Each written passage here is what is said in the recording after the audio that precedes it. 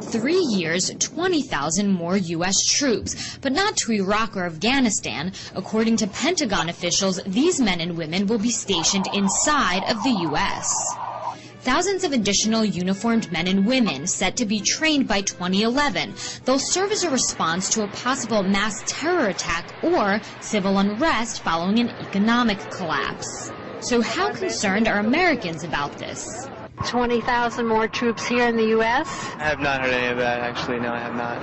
First time I've heard of it. Ben Friedman of the Cato Institute, a libertarian think tank, explained what this bombshell will mean for the U.S. Is this just the beginning of this expansion of presidential authority, of military authority here in the U.S.? I hope not. We've seen the expansion of the use of the military within the United States for some time. A lot of the concern with this story about these troops being used for domestic purposes was that they would engage in law enforcement, arresting people, detaining them.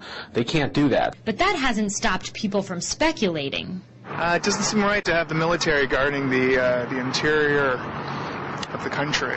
It seems like a dangerous power grab. I think that would be extremely unreasonable. Policing your own people sounds like we're in Afghanistan or something. Even some foreigners, such as this South African political scientist, don't think it's such a good idea.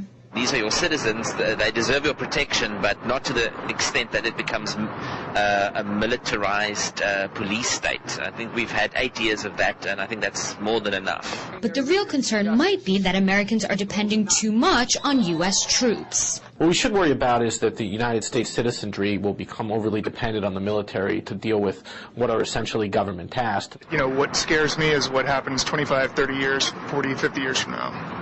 You know, after the population's gotten used to seeing the military guarding the streets.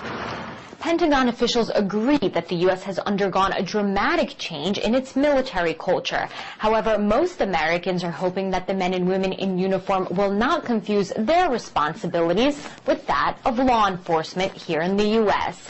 Dina Gosofsky, RT, Washington, D.C.